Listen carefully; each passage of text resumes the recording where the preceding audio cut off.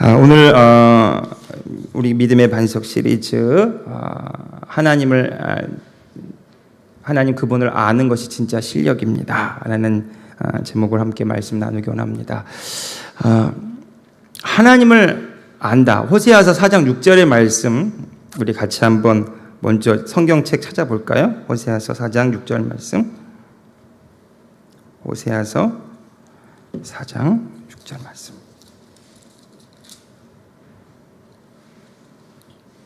네, 우리 같이 1259페이지에 있습니다. 1259페이지에 있습니다. 같이 한 목소리를 읽어보겠습니다. 시작. 내 백성이 지식이 없으므로 망하는도다. 내가 지식을 버렸으니 나도 너를 버려 내 제사장이 되지 못하게 할 것이요. 내가 내 하나님의 율법을 잊었으니 나도 내 자녀들을 잊어버리리라. 아멘. 자, 호세아 선지자가 하나님께서 하시는 말씀을 대언하는데 이렇게 말합니다. 내 백성이라고 말합니다. 하나님께서 이스라엘 민족을 내 백성 이렇게 말합니다.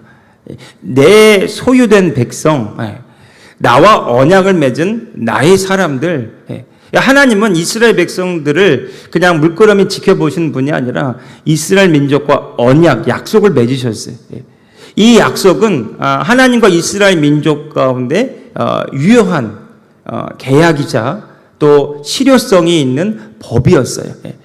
그런데 이 이스라엘 민족이 그 하나님을 제대로 알지를 못합니다. 하나님이 어떤 분인지, 하나님이 어떻게 일하시는 분인지 알지 못해. 하나님은 이스라엘 민족과 말씀으로 언약을 맺었습니다. 그런데 하나님은 눈에 보이지 않습니다. 눈에 보이지 않기 때문에 하나님이 없다, 때로는 하나님이 계시지 않는다 이렇게 여기면서 그들이 하나님을 겉으로는 섬기는 것 같았지만 마음으로는 우상을 섬기고 하나님 앞에서 망령되이 행하는 그런 일들이 이스라엘 민족 가운데 있었습니다.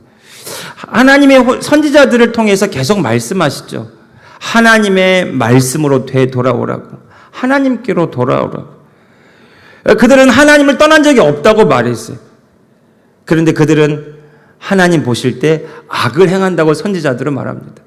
그러니까 겉모양은 종교적인 행위는 하고 있었지만 그들의 마음과 그들의 중심이 하나님을 향하는 것이 아니라 몸은 하나님 앞에 있는 것 같았지만 그들의 마음과 그들의 소원과 그들의 그 신앙은 하나님을 멀리 떠나 있었다라는 거죠.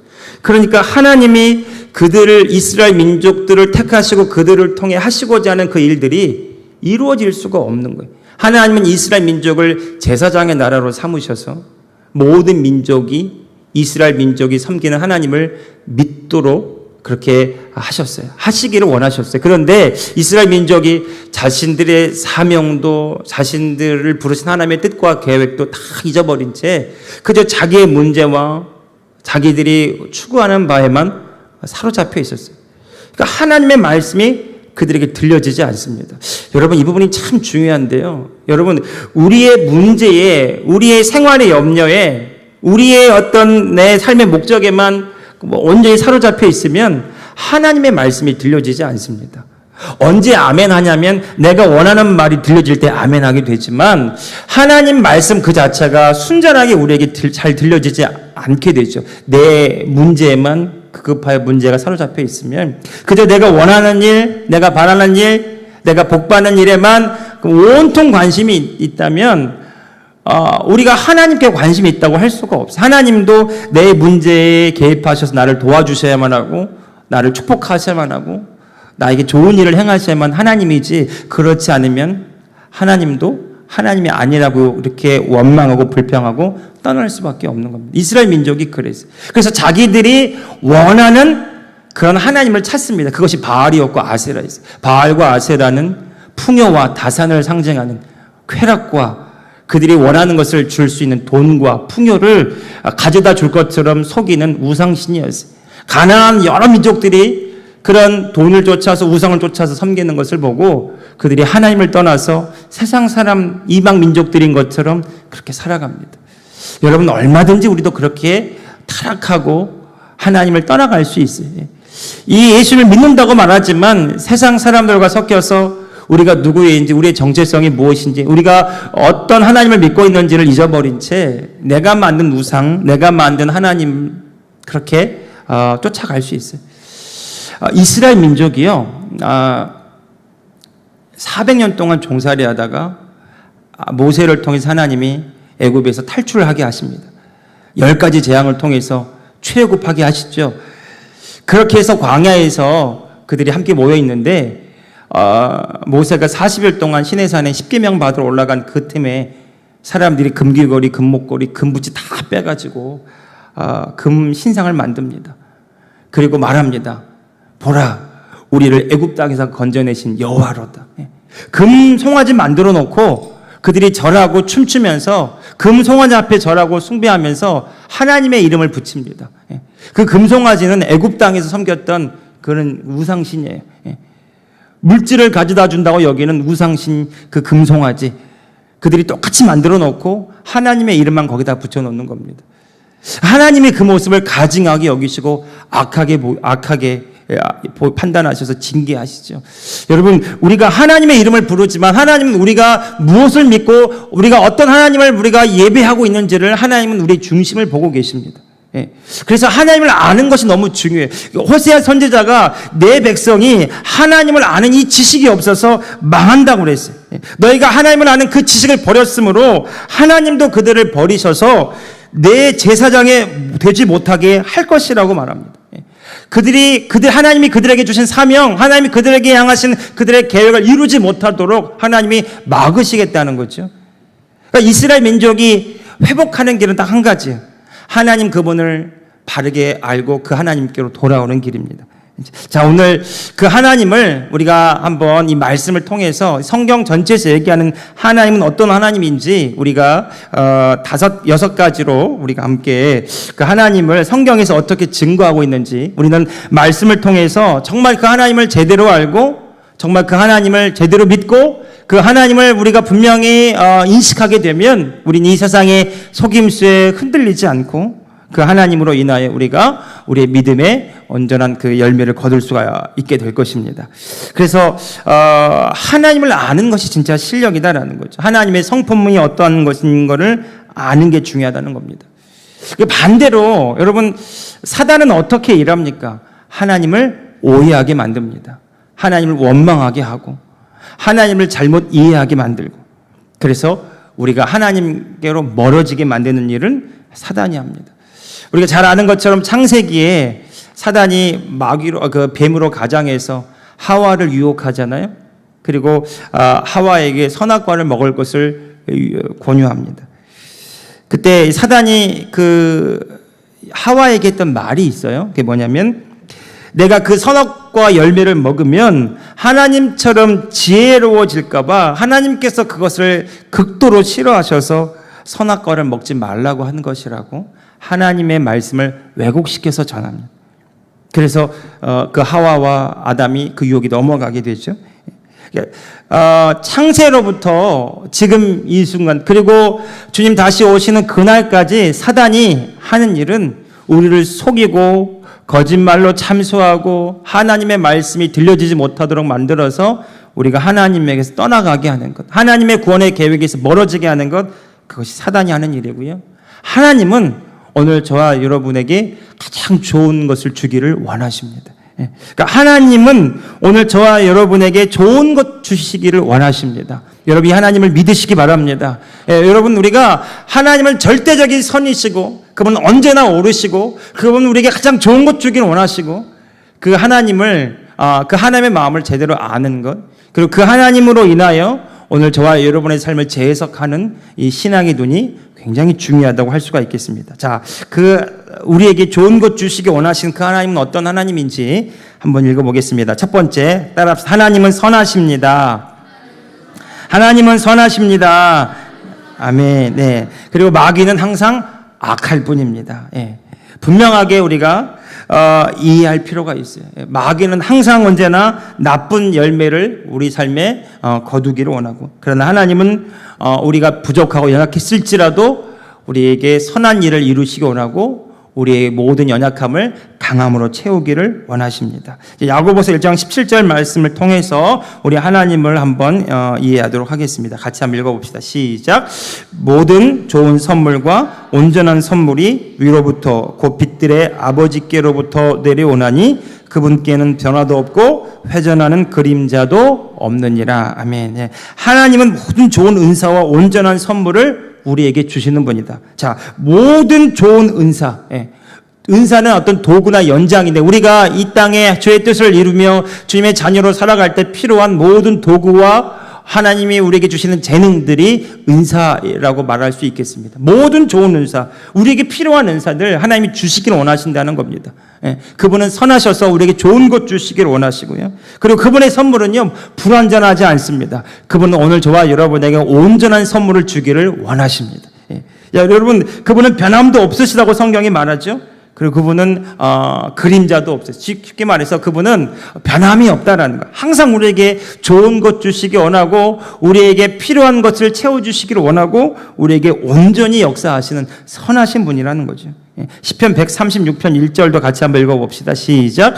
오 주께 감사하라. 주께 감사하라. 그 인자하심이 영원함이로다. 그분의 인자하심, 그분은 변함없이 인자하시고 우리에게 선하시다. 그래서 이 시편 136편을 보면은요, 계속 이런 구절로 되어 있어요. 그분은 주께 감사하라. 그분은 선하시고, 그분은 인자하시고, 그분은 우리에게 좋은 것 주시고, 계속 반복되어 있는 거예요. 우리가 그 하나님을 고백하는 것이 중요하고, 우리가 예배하는 것도 마찬가지입니다. 우리 하나님은 우리에게 언제나 선하시고 좋은 것 주시길 원하신다. 이 믿음에서 우리가 벗어나지 않고요, 우리의 상황 속에서 해석하기보다 말씀을 통해서 그 하나님을 인식하고 고백할 수 있기를 원합니다. 요한복음 10장 10절도 같이 한번 읽어봅시다. 시작. 도둑이 오는 것은 도둑질하고 살인하며 멸망시키려고 오지만 내가 온 것은 양들로 생명을 얻고 더 풍성히 얻게 하려 함이라. 아멘. 자, 예수님께서 하시는 말씀이에요. 예수님 스스로가 하시는 말씀이 내가 온 것은 생명을 얻고 더 풍성히 얻게 하려는 것이고, 그러나 사단은 도둑질하고 살인하고 멸망시키려고 오는 것이다. 마귀는 죽이려고 멸망시키려고 오지만 하나님은 오늘 저와 여러분에게 하나님과 같은 본질의 생명을 얻게 하시고 그 생명을 더 풍성하게 얻게 하시고 더 풍성하게 하시기를 원하신다라는 겁니다. 그래서 우리가 여러분 시험에 들 때는 언제입니까? 우리가 하나님을 오해하게 될 때, 내가 고난에 빠지고 내가 어떤 위기의 순간, 내가 어떤 문제에 봉착했을 때 우리 이렇게 갑자기 자기도 모르게 하나님께 반문할 수 있어요. 하나님 저한테 왜 이러십니까? 하나님 저에게는 왜 이런 시련을 주십니까? 또는 우리가 이렇게도 해석할 수가 있어요. 예상치 못한 사고나 불행한 일이 닥쳤을 때 많은 사람들이 함부로 얘기하는 일이 이런 말이 하나님께서 치셨다고. 혹시 이런 말 들어보신 적 있습니까? 하나님께서 벌 주셨다고. 하나님께서 치셨다고. 자, 이런 말들이 사실 구약적인 표현이긴 하는데요. 여러분, 우리가 명확하게 할 것은 성경에서 말하는 하나님은 우리에게 선하신 분입니다. 하나님은 우리에게 사고나 재앙을 일으키셔서 우리로 하여금 멸망에 이르게 하는 분이 아니라는 거죠. 우리가 어떤 고난을 당하게 되는 것이 어떤 하나님의 탓으로 돌려지는 것이 잘못된 오해라는 겁니다. 때로는 우리가 잘못된 선택을 할 수가 있어요. 그것을 악용해서 우리를 무너뜨리는 것은 마귀의 짓이라는 것을 우리가 알 필요가 있어요. 그러니까 마귀가 속이고 마귀가 어떤 거두는 그 열매를 마치 이것이 하나님이 하신 일이라고 오해하는 것은 잘못된 일이라는 거죠. 우리가 우리 어떤 질병이나 우리의 어떤 상황 속에 일어난 문제들을 통해서 우리가 거룩한 분노를 느껴야 되는 것은 마귀를 향한 것입니다. 우리가 속았구나, 우리가 잘못 선택했구나, 잘못된 길로 나아갔구나, 이것을 우리에게 조장하고 유혹하고 속여서 잘못된 열매를 거두게 하는 이 우리를 거짓말로 속이는 마귀를 향한, 사단을 향한 거룩한 분노를 가지고 대적해야 되는 일이지, 하나님을 향하여 우리가 원망하고 하나님 왜 저에게 이런 고난을 주셨습니까? 하나님 왜 저에게 이런 아픔을 주셨습니까? 이렇게 하나님께 따질 일이 아니라는 거죠. 하나님은요, 때로는 우리가 실수하고 부족해도요, 그 연약함들을 재료로 사용하셔서 선한 일의 열매를 거두게 하시는 분입니다. 합력해서 선한 일을 거두게 하시는 분이죠. 여러분, 하나님은 오늘 저와 여러분에게 선하시다. 한번 고백합시다. 하나님은 나에게 선한 일을 행하십니다. 예.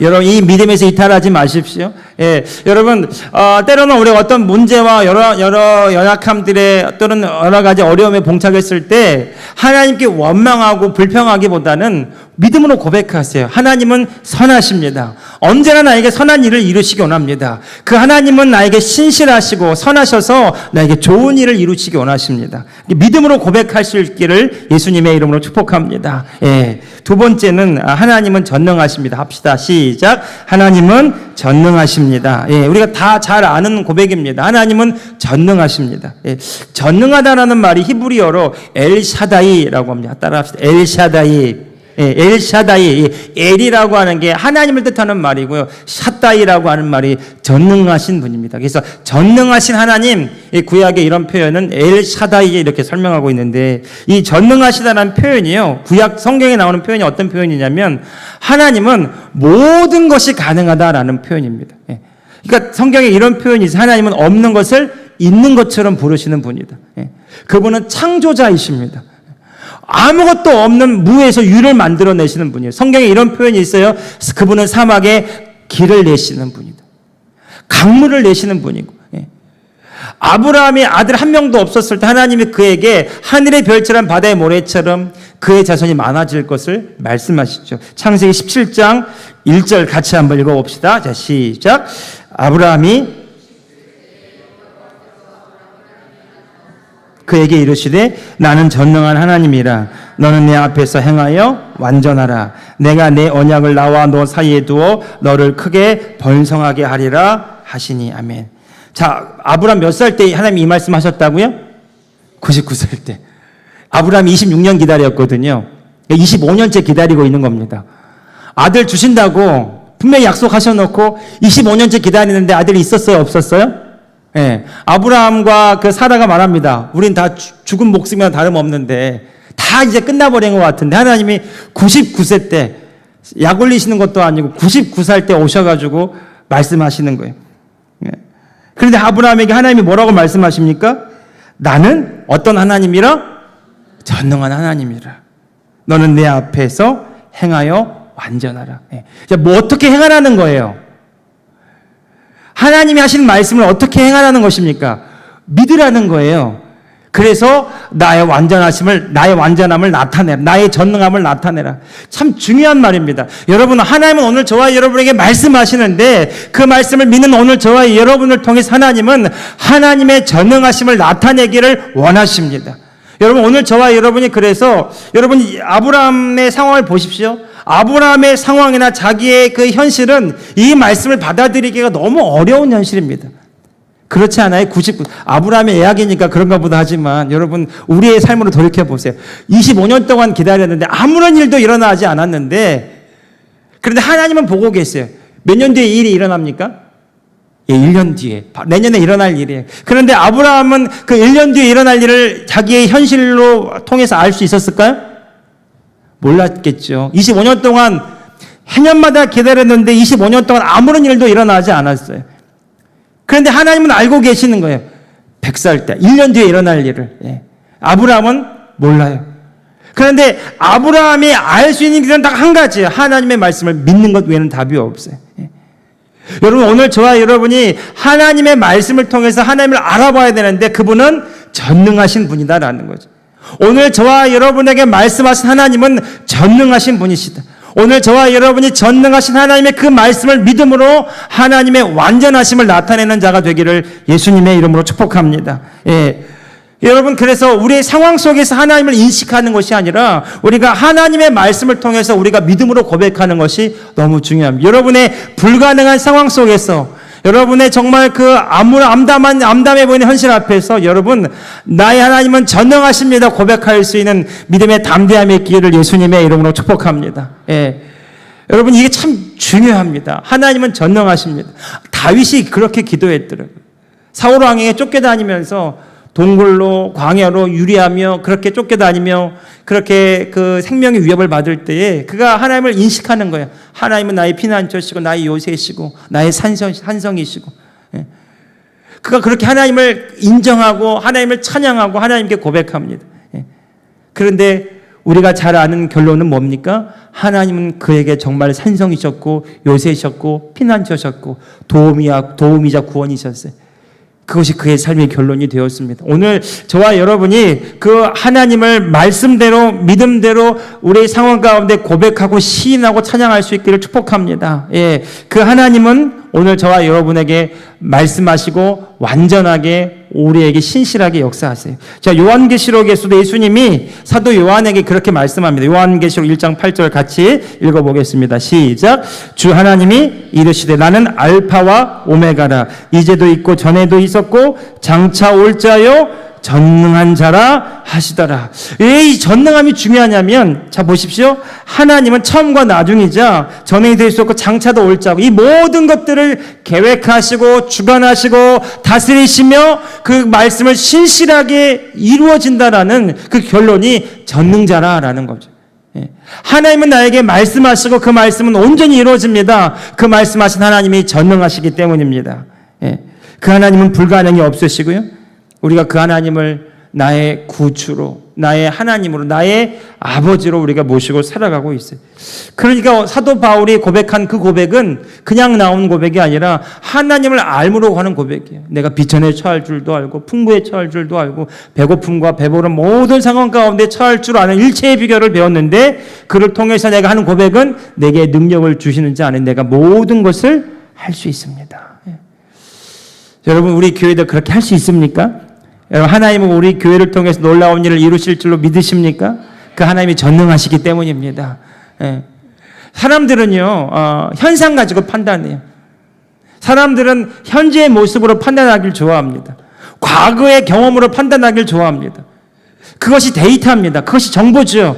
그런데 여러분, 우리 하나님은 우리의 경험을 뛰어넘으시고 우리의 지식을 초월하시고 우리의 현재를 뛰어넘으셔서 우리의 연약함을 통해서도 우리의 그 부족함을 통해서도 놀랍게 일하시는 분이에요. 그러니까 빌립의 고백에 맞는 거예요. 주님, 이것 가지고 뭐 하시겠습니까? 보리떡 5개, 물고기 2마리가 이것 가지고 5,000명 먹인다는 게 말이 됩니까? 이건 너무 현실적이고 너무 사실적인 이야기입니다. 그런데 예수님은 뭐라고 말씀하십니까? 이것들을 가지고 하나님은 능히 먹이실 수 있는 분이다라는 거죠. 어떤 사람에게 그런 하나님을 경험하는 일이 일어납니까?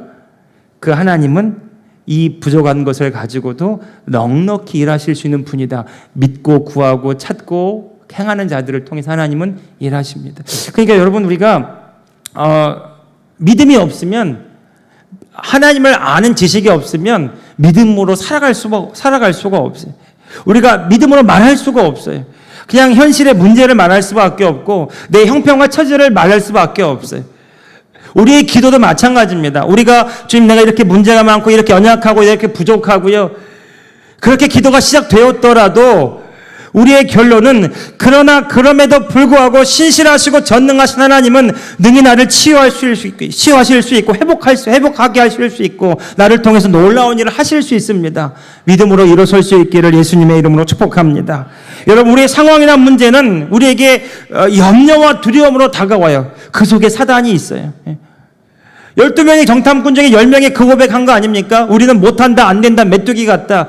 그 고백이 어떻게 나온 겁니까? 그들의 경험에서 나왔고 그들의 지식에서 나왔어요. 그런데 그 고백을 통해서 그들의 결론은 어떻게 됩니까? 그 땅에 못 들어갑니다. 그것을 조장하고 그들에게 두려움을 몰고 온 사단이 이기는 것 같았어요. 그런데 하나님이 여호수아와 갈렙을 통해서 그 땅에 들어가게 하시잖아요. 여러분, 하나님을 우리가 바라보게 되면 그 전능하신 하나님은 능히 우리로 그 땅에 들어갈 수 있게 하십니다. 오늘 저와 여러분이 믿음으로 그 전능하신 하나님을 고백하고 시인할 수 있기를 예수님의 이름으로 축복합니다. 세 번째, 하나님은 공의로우십니다. 시작. 하나님은 공의로우십니다. 자, 하나님이 공의로우시다라고 하는 것은요, 하나님은 하나님이 하신 말씀을, 그 약속을 반드시 지키시고 세우신 언약을 스스로 깨뜨리지 않습니다. 그러니까 하나님은요, 어떻게 일하시냐면 말씀대로 일하십니다. 그분은 말씀하시고 그 말씀하시는 것을 지키시고 그 말씀 가운데 역사하세요. 그러니까 하나님 스스로 언약을 깨뜨리지 않습니다. 느헤미야를 보면 그 이스라엘 민족이 포로로 끌려갔다가 돌아왔을 때 그들의 삶을, 그들의 문제의 현실을 해석하는데 어떻게 해석하냐면 하나님의 말씀을 알고 하나님을 알므로 그들의 문제를 해석하기 시작하는 거예요. 자, 느헤미야 9장 33절 같이 한번 읽어봅시다. 시작. 그러나 주께서는 우리에게 미친 모든 일에 공의로우시니 이는 주께서 옳게 행하셨으나 우리가 악하게 행하였으며.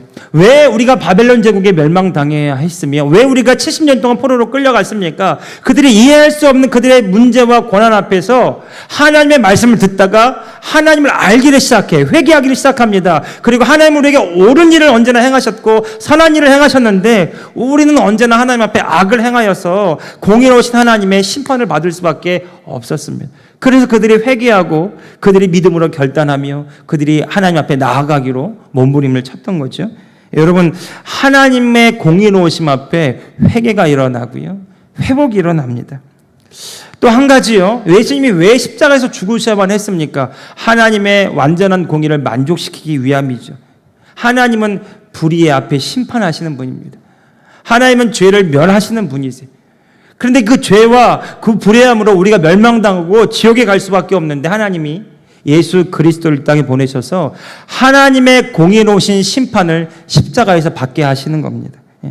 우리가 은혜와 사랑받을 자격이 없었는데 예수 그리스도께서 십자가로 하나님의 공의를 충족시켰기 때문에 오늘 저와 여러분이 하나님의 긍휼과 자비와 사랑과 은혜를 받을 그 위치에 서게 된 것입니다. 그러니까 우리가 예수 그리스도를 통하지 않고는 하나님께로 나아갈 길이 없어요. 하나님도 오늘 저와 여러분을 바라보실 때 예수 그리스도를 통해서 우리를 바라보시면서 우리를 의롭다 하시고 우리를 자녀 삼아주시고 우리에게 예수 그리스도를 통해서 한없는 은혜와 사랑과 하나님의 놀라운 능력과 권세로 우리 가운데 역사하신다라는 거죠. 자, 예수님께서 우리의 모든 죄와 저주의 값을 지불하셨다라는 것이 무엇을 의미합니까? 하나님의 모든 선하시고 좋으신 뜻과 계획이 오늘 저와 여러분에게 준비되어 있는 것을 의미하는 거예요. 여러분, 우리가 하나님의 사랑과 은혜를 자꾸 얘기합니다. 그런데 이 하나님의 사랑과 은혜가 우리 가운데 부어지는 전 단계가 뭐냐면 하나님의 공의로우신 심판이 십자가에서 치러졌다는 거예요. 자, 여러분, 우리가 기쁨의 소식을 전해야 될 이유가 뭡니까? 우리 주 예수님께서 우리의 모든 죄와 저주의 값을 이미 다 해결하셨다라는 거예요. 이게 복음입니다. 이제 예수 그리스도를 주로 영접하고 하나님의 은혜를 받을 수 있도록 우리가 그 예수 그리스도 그 이름을 전해야 될 줄로 믿습니다. 자, 여러분, 우리가 더 이상 죄와 사망 가운데 거하지 않고요, 하나님의 은혜 안에 거하게 되는 것이 바로 예수 그리스도의 은혜 때문이라는 거죠. 예수 그리스도의 그 피공로로 말미암아 우리가 하나님의 자녀가 되었다. 그래서 하나님은 공의로우신 분이다 라는 것입니다. 네 번째, 하나님은 신실하십니다. 다 같이 읽어봅시다. 하나님은 신실하시다. 자, 신명기 7장 9절 말씀 읽어보겠습니다. 시작. 그런즉 너는 알라 오직 네 하나님 여호와는 하나님이시요 신실하신 하나님이시라. 그를 사랑하고 그의 계명을 지키는 자에게는 천대까지 그의 언약을 이행하시며 인혜를 베푸시되. 아멘. 자, 하나님은요, 하나님의 하신 말씀을 반드시 지키시는 분이다. 하나님은 우리에게 약속하신 것을 반드시 지키시는 분이다. 신명기에서 모세가 이스라엘 백성들에게 반복하고 강조하면서 계속했던 말이 하나님은 신실하신 하나님이다. 그 하나님은 그 계명을 지키는 자에게 천대까지 그의 언약을 이행하시는 분이다. 하나님은 변함이 없다라는 거죠. 그분의 말씀도 변함이 없고 그분도 변함이 없고 그분은 신실하게 우리 가운데 일하시는 분이다라는 겁니다. 고린도후서 1장 20절도 같이 한번 읽어봅시다. 시작. 하나님의 약속은 얼마든지 그리스도 안에서 예가 되니 그런즉 그로 말미암아 우리가 아멘하여 하나님께 영광을 돌리게 되느니라. 아멘. 자, 여러분, 우리가 하나님의 말씀을 들을 때에 어떻게 반응하는가가 참 중요합니다. 하나님의 말씀을 들을 때 우리가 믿음으로 받아들이는 것이 중요합니다. 아멘으로 응답하는 것이 중요합니다. 그 하나님의 말씀은 나에게도 동일하게 어제나 오늘이나 변함없이 신실하게 나에게 이루어지고 있음을 믿음으로 고백하는 것이 너무나 중요합니다. 여러분, 하나님의 말씀을 향하여 우리가 하나님의 약속을 향하여 믿음으로 반응하는 것, 그것이 하나님의 신실하심에 우리가 응답하는 길이라는 거죠.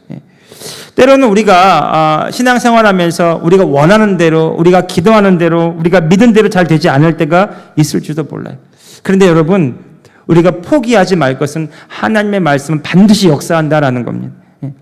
예수 그리스도께서 십자가로 다 이루신 그 약속과 하나님의 그 놀라운 그 복음의 계획이 오늘 저와 여러분 삶에 나타나는 것이 하나님의 신실하심인 줄 믿으시기 바랍니다. 그러니까 여러분, 우리가 그 하나님의 신실하심에 믿음으로 날마다 도전해야 돼요. 믿음으로 살기를 연습해야 됩니다. 하나님의 말씀은 반드시 이루어집니다. 그의 복음은 능력이고 우리가 그 복음을 우리 삶에 누리고 나타내는 그 증인으로 우리가 부름받았기 때문에 하나님의 말씀은 반드시 이루어진다. 그분의 복음은 능력이고 그분이 채찍에 맞을 때 내가 나음을 입었고 그분의 가난하게 되신 우리로 부유하게 하려 하심이고 그분이 모든 죄와 사망과 저주를 십자가로 다 지불하셨기 때문에 오늘 저와 여러분에게 의와 평안과 희락이 넘치는 하나님의 나라의 삶이 오늘 저와 여러분에게 시작된 줄로 믿습니다.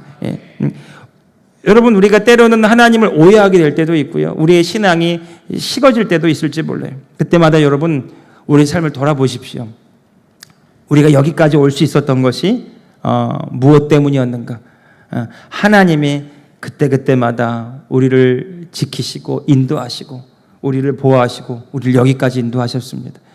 그 하나님을 기억하시고 묵상하시면서 여기까지 인도하신 신실하신 하나님이 현재에도 장래에도 인도하실 것을 믿고 그 신실하신 하나님을 변함없이 의지하고 말씀에 의지하여 믿음으로 오늘 저와 여러분이 살아갈 수 있기를 예수님의 이름으로 축복합니다.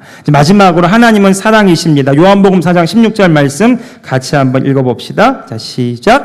하나님이 우리를 사랑하시는 사랑을 우리가 알고 믿었노니 하나님은 사랑이시라. 사랑 안에 거하는 자는 하나님 안에 거하고 하나님도 그의 안에 거하시느니라. 아멘. 자, 사도 요한이 쓴 이 요한 1서는요, 사도 요한이 말년에 쓴 그 서신서입니다. 사도 요한은 오래 살았어요. 사도 요한의 별칭이 있습니다. 하나님과 친밀한 자예요. 하나님과 친밀히, 주 예수님과 친밀히 교제하면서 하나님을 아는 그 지식과 그 계시가 그 누구보다도 탁월하고 깊은 것이 바로 요한 1서입니다. 근데 요한 1서에 보면 사도 요한이 뭐라고 고백하냐면 하나님은 사랑이시다 이렇게 말합니다. 전승에 따르면 사도 요한이 그의 제자들과 그의 교회 성도들에게 강단에 설 때마다 이런 고백했다는 거예요. 내가 너희를 사랑한 것 같이 너희가 서로 사랑하라고. 그분은 사랑이시라고. 그러니까 많은 사람들이 그 얘기밖에 할 얘기가 없어요 이렇게 물어보면 사랑하는 자는 모든 것을 다 이루었느니라. 사랑이 모든 것을 덮느니라. 이렇게 얘기했다는 겁니다. 그가 왜 이런 고백을 할 수 있었을까요? 그가 경험한 하나님은 완전한 사랑이셨기 때문에. 여러분, 인간의 사랑은 불완전합니다. 때로는 이기적이고요. 내가 많은 것을 주면 대가를 바랍니다. 내가 사랑하고 섬기면 그도 역시 나처럼 사랑해 주길 바라요. 만약 그런 사랑이 오지 않고 그런 대가가 오지 않으면 실망하거나 때로는 그와 관계가 깨어지기도 합니다. 우리 하나님은 어떻습니까? 하나님은 오늘 저와 여러분에게 무언가를 바라지 않고요, 주시기를 기뻐하십니다. 그분은 우리에게 뭔가 대가를 요구하지 않으세요. 내가 너희를 사랑한다는 이 사랑을 믿고 그 사랑 안에 거하고 그 사랑으로 인하여 우리가 충만해지기를 주님이 원하십니다. 때때로 우리가 하나님을 위해서 무언가를 한다고 생각할 때가 있어요. 좀 작게 낮게 좀 쳐주세요. 때때로 우리가 하나님을 위해서 헌금하고 하나님을 위해서 봉사하고 하나님을 위해서 헌신하고 그래서 하나님 내가 이렇게 많이 했는데 하나님 나에게 왜 이렇게 하십니까? 라고 때로는 하나님께 대하여 원망하는 마음을 가질 때도 있을지 몰라요. 그런데 여러분 생각해 보십시오. 하나님이 우리를 향하여 가지신 그 계획, 가장 지혜로운 일이 뭘까요? 가장 의미 있는 일이 뭘까요? 이 땅에서 하나님의 영광을 나타내며 주님을 위해 사는 일이 우리 인생에 가장 보람되고 의미 있고 가장 탁월한 일인 것을 하나님이 아십니다. 무엇을 위해 살 것인가? 어떤 인생을 살아갈 것이고 어떤 삶의 목적을 가지고 살아갈 것인가? 저마다 자기의 성공을 위해 살아가고 돈을 쫓고 명예를 쫓고 인기를 쫓고 성공을 향해 나아가고 그때 아니라 하나님이 우리를 창조하시고 우리를 향하여 가지신 그 놀라운 뜻과 계획이 있음을 알고 그분과 함께 동행하면서 그분이 기뻐하시는 일을 함께 하면서 살아가는 것, 그것이 여러분 가장 복된 일인 것을 하나님이 우리에게 너무 잘 알고 계시기 때문에 우리를 그리로 인도하시는 거예요. 여러분, 우리가 헌금하는 것도 마찬가지입니다. 10의 1조로 하는 것도요, 그냥 10분의 1을 내가 드렸기 때문에 무언가를 바라는 것이 아니라, 여러분, 10분의 1의 이 고백은 이런 고백이, 하나님이 나의 공급자이십니다. 하나님이 나의 주인이십니다. 하나님이 나의 전부이십니다. 이 고백이 우리가 드리는 헌신과 예물과 우리가 하는 모든 봉사와 사역에 담겨 있는 거죠. 여러분, 그 고백이 우리 자신을 복되게 합니다. 성경이 말하는 거예요. 하나님이 우리를 복되게 하시기 위해서 이 모든 것들을 허락하시고 지키게 하셨어요. 여러분, 우리가 영혼을 구원하여 제자 삼는 이 복음을 전하는 일도요, 하나님이 가장 기뻐하시는 일이기도 하지만 우리 인생에서 가장 최고의, 가장 중요한 일이 영혼을 구원하는 일이고 주의 나라를 세워가는 일인 것을. 한 번뿐인 이 인생, 다시 돌아올 수 없는 우리의 시간을 하나님과 함께 보내고 하나님의 영광을 위해 살아가고, 하나님이 오늘 우리에게 맡기신 그 일들을 할 때에 그것이 우리 자신을 복되게 하고, 그것이 우리 자신의 인생을 탁월하게 하는 일이고, 그것이 우리의 인생을 가장 의미 있게 사는 일이에요. 헛되고 이번에 양육반 남자반 어제 밤에 끝나는데요, 그 새가족 이제 7개월째 되신 우리 새가족 한 분이 그런 얘기 하시더라고요. 자기가 교회를 나오게 된 계기가 뭐냐면 너무 인생이 허무하더라는 거예요. 나이 한 50쯤 되었는데, 그렇습니까? 인생이 허무함이 찾아옵니까? 뭔가 열심히 달려가는데 아무것도 없더라는 거예요. 그래서 누가 자기에게 알려줬대요. 철학을 좀 공부하라고. 철학을, 인간에 대해서, 인문학에 대해서 공부하라고. 그래서 철학을 탐구하고 그런 책들을 탐독하고, 무언가 내 안에 그 목마름이 있었는데 뭔가 이렇게 찾았는데 찾아지질 않았더라는 거예요. 그래서 우리 교회 성도님 통해서 이 교회를 소개받고 교회를 다녔는데, 그런 이 양육반의 시간들을 통해서, 그리고 이 7개월간의 시간들을 통해서 받은 은혜, 어제 간증을 하시는데 이런 얘기를 하시더라고요. 더 이상 제가 헤매 다니지 않아도 되겠습니다. 제가 예수를 나의 구주로 영접했습니다. 그리고 그분이요, 제가 익명이니까 어제 간증도 했지만 거의 매일 술을 마셨다는 거예요. 많이는 아니었지만 그런 일들이 많았고, 술, 담배가 그냥 자기 일상이었는데, 제가 그 양육반 그 시작할 때 그런 양육반 간증들을 얘기했거든요. 그런데 초반에 그런 얘기를 했었는데 어제 끝날 때 그분이 그런 은혜를 받으셨더라고요. 담배 연기가 너무 역겨워서 맡을 수 없을 만큼 담배가 끊어졌더라고. 술도 끊어지더라고. 그런데 예전에는 술, 담배 끊는 게 어떤 제약사항이었어요. 짐이었어요. 술, 담배를 끊어야 된다는 게. 그런데 그분이 어제 마지막에 이런 고백하시더라고요. 술, 담배가 끊어지니까 저의 삶에 회복이 일어나고 건강도 찾아졌고, 가정에도 좋은 변화가 일어났고, 그런 얘기를 하시더라고요. 여러분, 우리가 하나님의 말씀을 행하는 것은 때로는 우리에게 부담이고 버거운 짐인 것 같고, 내가 정말 하나님의 뜻대로 신앙생활하고 믿음생활하는 것이 때로는 나에게 짐처럼 여겨질 수 있을지 모르지만, 하나님이 오늘 저와 여러분에게 선한 것을 주시기 원하고요, 오늘 저와 여러분을 복되게 하기를 원하십니다. 그분의 말씀은 신실하시고 선하시고 우리에게 선한 일을 이루시기를 원하십니다. 그분의 근본 동기는 사랑이세요. 우리에게 무엇을 요구해서 그분의 필요를 채우는 것이 아니라, 그분은 오늘 저와 여러분에게 선한 뜻을 나타내시고 좋은 것 주시기를 원하십니다. 이 말씀을 지키는 것이 복이요, 주의 말씀을 따르는 것이 복이요, 주의 말씀대로 믿고 행하는 것이 오늘 저와 여러분을 가장 복되게 하는 일이라는 것을 우리 주님이 아시기 때문에, 그분은 우리를 사랑하셔서 그분의 말씀을 우리에게 주셨고요, 그것을 행하게 하시는 겁니다. 사랑하는 성도 여러분, 오늘 저와 여러분에게 하나님은 어떤 하나님이십니까? 오늘 하나님은 저와 여러분에게 선하시고 공의로우시고 신실하시고 전능하시고 한없는 사랑과 은혜와 자비로 우리에게 다가오고 계십니까? 여러분, 상황을 통해서 우리가 고백하지 못할 수 있을지 모르지만 오늘 우리가 함께 나눈 이 말씀을 통해서 다시 한번 우리 믿음으로 시인하고 고백하고 그 하나님을 찬양할 수 있기를 예수님의 이름으로 축복합니다. 우리 함께 고백해 봅시다. 하나님은 선하십니다. 하나님은 전능하십니다. 하나님은 공의로우십니다. 하나님은 신실하십니다.